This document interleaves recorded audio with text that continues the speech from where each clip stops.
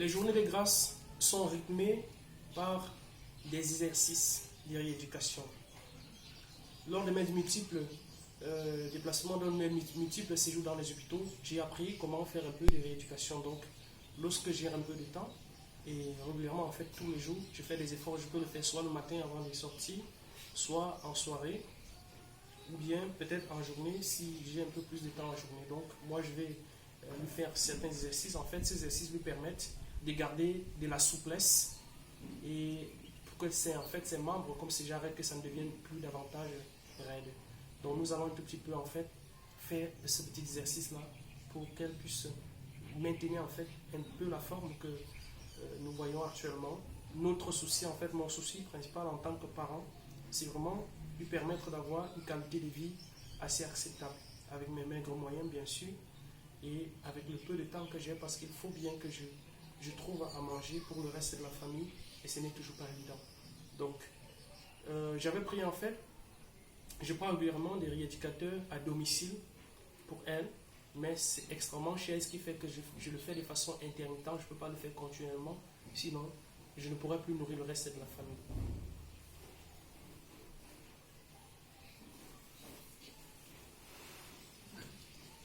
Donc pour commencer, nous allons lui faire,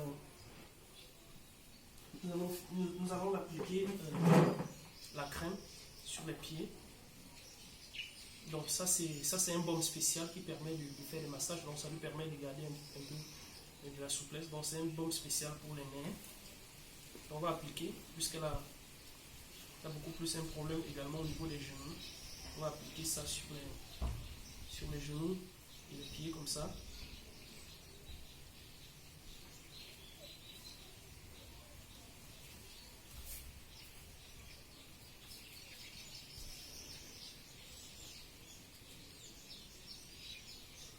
Lorsqu'on fait ça, c'est pour essayer d'étendre ses nerfs, pour lui permettre de rester debout à terme.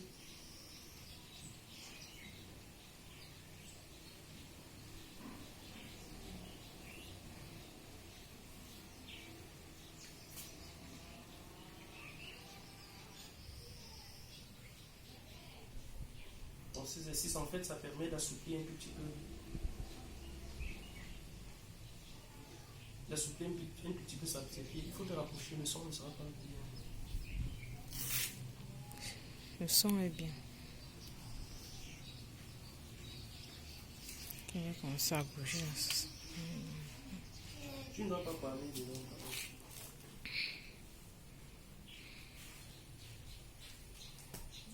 Donc, en fait, on doit faire au moins une bonne dizaine de minutes. Insister vraiment sur la même bonne dizaine de minutes.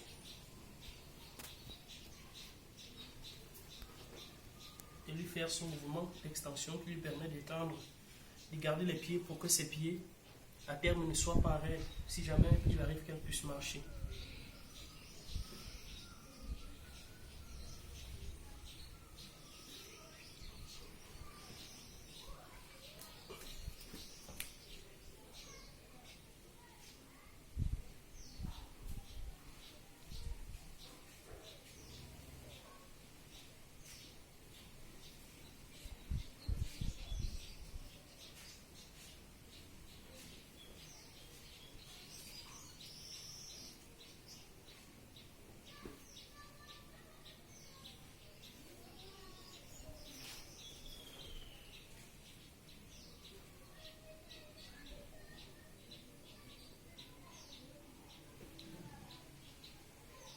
Donc ce sont des exercices en fait qui sont très souvent douloureux.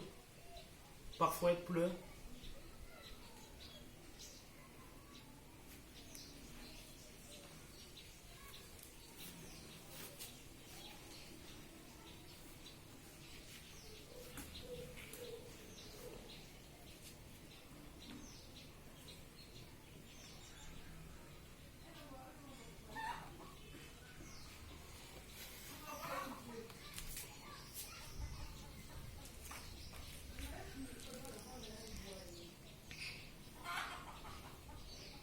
À cause de la maladie de ma fille, j'ai dû apprendre un certain nombre de choses. Des choses que je Je ne maîtrisais pas aujourd'hui, peut-être que je maîtrise un tout petit peu.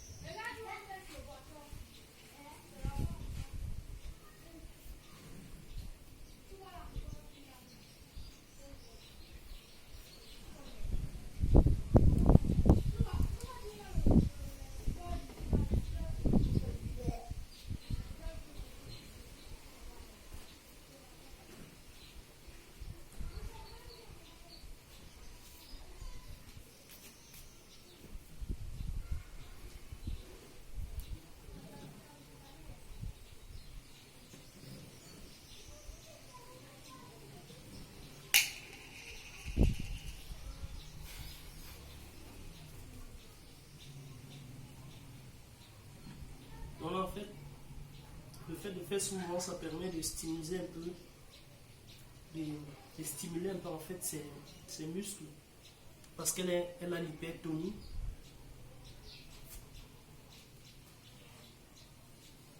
Et lorsqu'on a l'hypertonie, en fait, c'est ça qui l'empêche aussi de marcher, d'après ce que les médecins ont dit. Et c'est pour cette raison en fait qu'on doit continuer à lui faire ces exercices très régulièrement.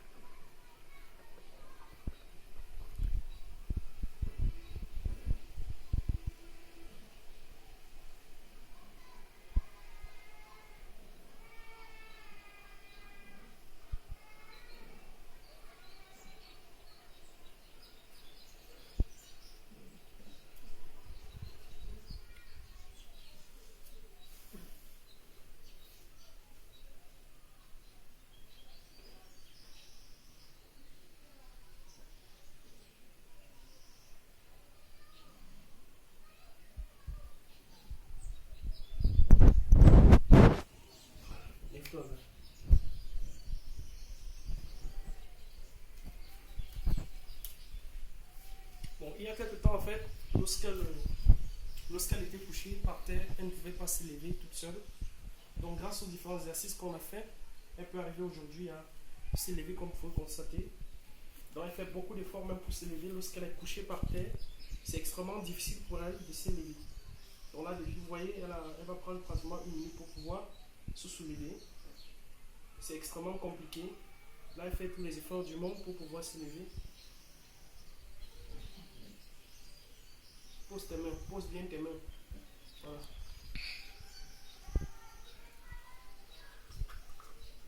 Vous voyez qu'avec cette pathologie, les gestes les plus simples du quotidien deviennent quelque chose d'extrêmement compliqué.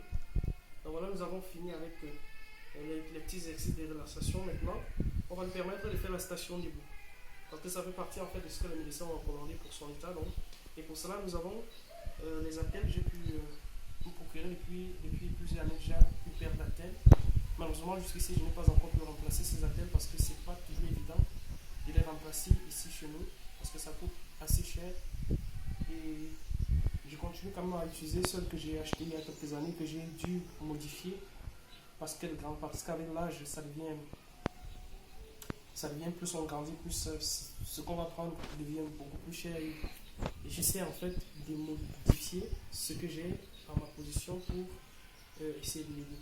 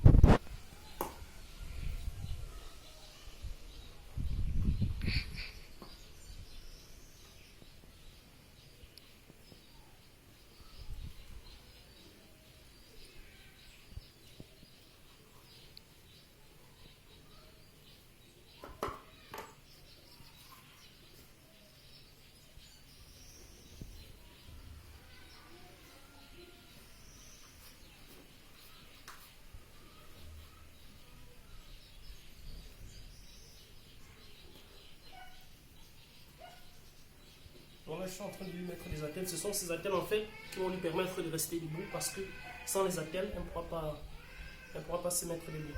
Mais avant de mettre même les attelles, en fait, je vais un tout petit peu vous montrer, lui laisser en fait se débrouiller seul pour essayer de se mettre debout. Pour qu'on puisse voir en fait comment il s'en sort. Grâce, lève-toi, va arrêter le balcon, tu te lèves. Donc ce qui est avec ma fille, en fait, c'est qu'elle entend, elle comprend parfaitement. C'est l'avantage que nous avons aujourd'hui, que je peux dire la chance en fait que j'ai avec elle, parce qu'au moins, elle peut comprendre ce que je dis. Par contre, elle ne peut pas parler, donc elle est obligée de s'exprimer avec les gestes pour qu'on puisse comprendre. On va faire des efforts en fait de s'élever toute seule. Ses pieds sont faibles, elle ne peut pas rester debout toute seule, elle ne peut pas délier longtemps. Donc on va ensemble constater en fait comment elle fait.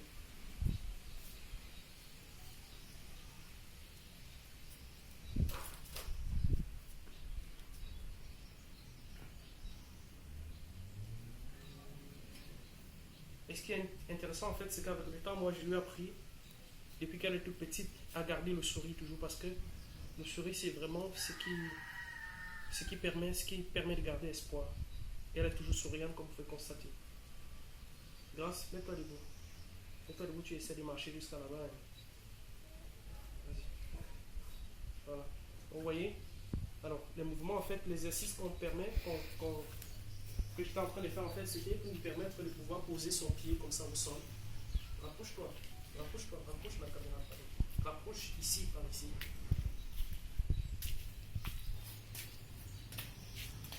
Voilà, donc, vous voyez, ici, elle n'arrive pas à poser ses pieds au sol. Vous voyez? Elle n'arrive pas, elle a les pieds en X, comme on peut constater ici. Quand elle essaie de se mettre debout, Donc, je ne sais pas, les médecins n'ont pas encore pu vraiment déterminer où se trouve le problème à ce niveau. Mais il se peut que ce soit un problème généralisé. Donc voilà, elle n'arrive pas à tenir. Et c'est extrêmement compliqué pour elle. Vas-y, grand-mère, va. Essaie de marcher jusqu'au bout là-bas. Vous voyez, elle n'arrive pas à poser le bas de son pied au sol parce qu'elle a les pieds en X. Voilà. Elle n'y arrive pas. Et elle a cédé comme ça. Bon, par contre, lorsque nous allons mettre les attelles, elle va pouvoir, puisque ça supporte ses pieds, elle va pouvoir tenir un tout petit peu. Ça fait mal. Ok. Tu n'arrives pas, n'est-ce pas? Tu dois faire des efforts. Je te dis qu'il faut toujours faire des efforts. Là. Hein? Tu es une championne. Là. Hein? Dis que grâce à une championne. Dis fort, parle fort. Grâce à une championne. Grâce à une championne.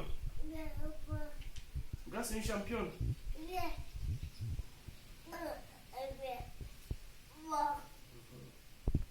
Donc voilà, elle essaie d'articuler. C'est quoi? Tu veux pisser? Bon, là actuellement, elle est en train de vouloir aller faire ses besoins avant qu'on continue. Donc on va faire une pause, le temps que Grâce fait ses besoins.